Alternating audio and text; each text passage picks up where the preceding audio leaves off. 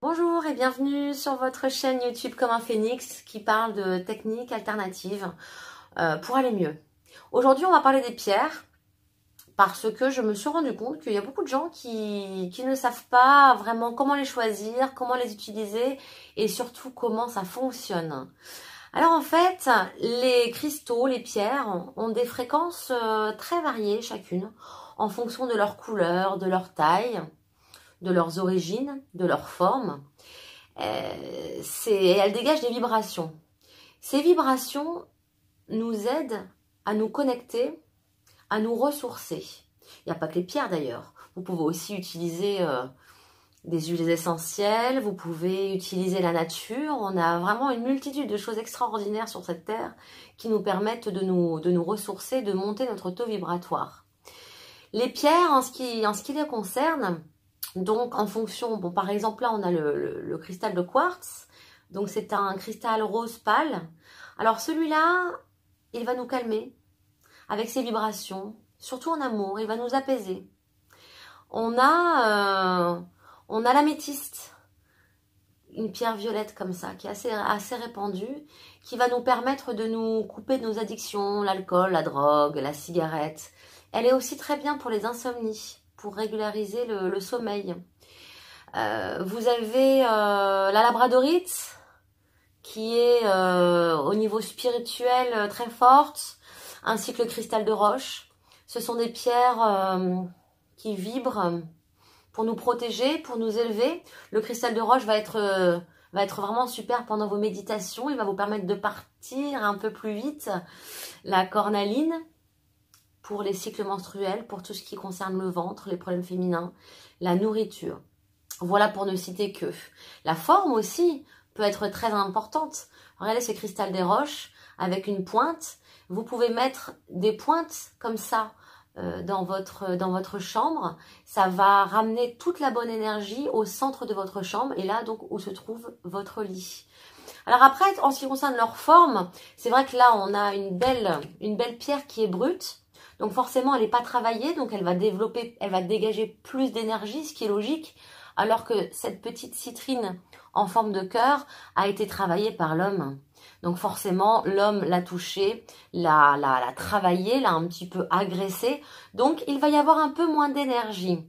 Mais tout ça, c'est le destin, j'ai envie de vous dire. Quand vous rentrez dans une boutique, vous devez choisir une pierre, vous en avez envie. Alors peut-être qu'il y a une raison particulière, peut-être c'est juste pour le plaisir.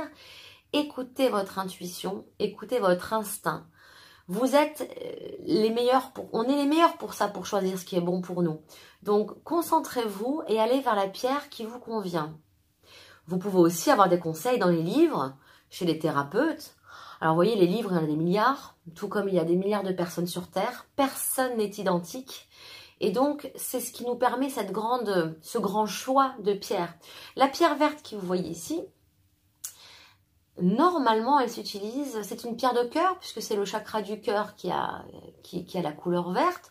Donc souvent, pour booster nos sentiments, nos émotions, pour retrouver un peu un équilibre au niveau de nos émotions, on peut utiliser le vert. Donc la chromothérapie est très très utilisée dans les pierres. Et à contrario, si vous voulez calmer vos émotions, par exemple pour quelqu'un de jaloux ou de possessif en couple, on va utiliser sa couleur inverse, le orange. Voilà, donc vous voyez, il y a vraiment plein de raisons, plein de possibilités pour utiliser les pierres. Mais j'ai envie de vous dire, le principal, c'est l'intention que vous allez y mettre. Les pensées que vous allez, les échanges que vous allez avoir avec votre pierre. Tout d'abord, quand vous allez en avoir une, vous devez la purifier. Parce qu'il y a beaucoup de gens qui l'ont touchée, donc ils ont mis des trucs dessus. Il faut la purifier et il faut échanger avec elle. Alors, il y a plusieurs méthodes pour la purifier. Tout d'abord, vous pouvez la prendre dans votre main non dominante, donc c'est celle qui n'écrit pas. Voilà, moi c'est la gauche. Vous mettez votre main dominante par au-dessus, vous vous concentrez et vous lui demandez de se purifier aux énergies négatives qui l'ont accompagnée jusque-là et qui peut-être même autour en ce moment. Ensuite, vous pouvez aussi les recharger, les purifier à la pleine lune, dans du gros sel. Mais ça, c'est suivant les pierres. Vous avez beaucoup d'articles sur le net qui vont vous aider et ça fera aussi l'objet d'une autre vidéo. Vous pouvez aussi la laisser au soleil pour la recharger quand vous l'avez utilisée.